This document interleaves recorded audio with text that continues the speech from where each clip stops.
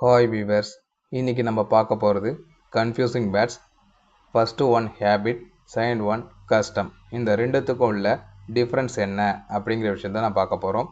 First habit அப்படிங்கிற இந்த ஆங்கில வார்த்தைக்கு என்ன தமிழில் அர்த்தம் அப்படின்னு பார்த்தீங்கன்னா பழக்கம் அப்படிங்கிற விஷயத்த தான் சொல்ல போகிறோம். ஒரு விஷயத்த பழகிக்கிறது, பழக்கம் அப்படின்னு சொல்லுவோம்ல, அதுதான் ஹேபிட். ஸோ அவனுடைய ஹேபிட் என்னப்பா அப்படின்னு கேட்கும்போது அவனுக்கு நிறைய ஹேபிட் இருக்குது, நிறைய பழக்கம் இருக்குது. என்ன பழக்கம்? டீ குடிக்கிற பழக்கம் இருக்குது, அவனுக்கு அது மட்டும் இல்லாமல் கேம்லிங், சூதாட்டம் விளாட்ற பழக்கம் இருக்குது அப்படின்னு சொல்லல. பழக்கம் அப்படிங்கிற விஷயந்தான். ஒரு விஷயத்த நம்ம சும்மா ஆரம்பிப்போம், ஆனால் அதுவே நாளடைவில் பழக்கமாக மாறிடும். ஓகேங்களா? அதுதான் என்னது ஹேபிட் அப்படிங்கிற விஷயம். ரெண்டாவது கஸ்டம் அப்படிங்கிற ஆங்கில வார்த்தை.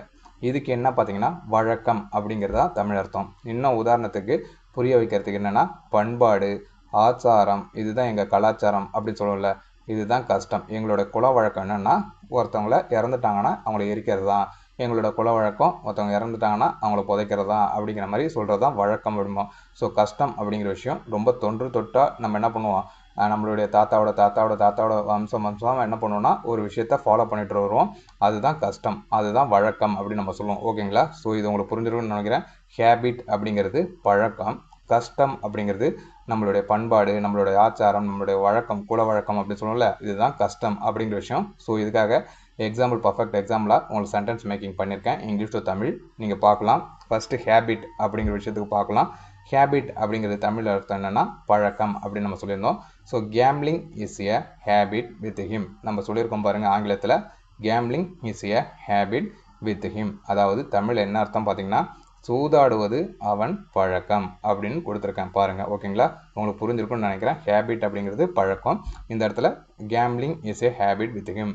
அவனுக்கு என்ன பழக்கம் இருந்தது? சூதாடுறது அவனுக்கு பழக்கமாக இருந்துச்சு அப்படின்னு இங்கே சொல்லியிருக்கேன். இன்னும் எந்த சென்டென்ஸ் வேணாலும் நீங்கள் மேக் பண்ணிக்கலாம்.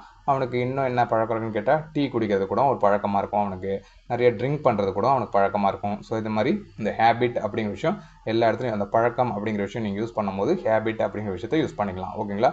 அடுத்தது கஸ்டம் அப்படிங்கிற ஒரு ஆங்கில வார்த்தைக்கு தான் நம்ம பார்க்க போகிறோம். கஸ்டம் அப்படிங்கிறதுனா நம்மளுடைய பண்பாடு, நம்மளுடைய வழக்கம், நம்மளுடைய ஆச்சாரம் அப்படின்னு சொல்கிறோம்ல, அதுதான் கஸ்டம் அப்படிங்கிறது. ஸோ அதுக்கான உதாரணம் தான் கொடுத்துருக்கேன் பாருங்கள். It is a custom among Hindus to sermon the death அப்படிங்கிற, மறுபடியும் படிக்கிறேன்.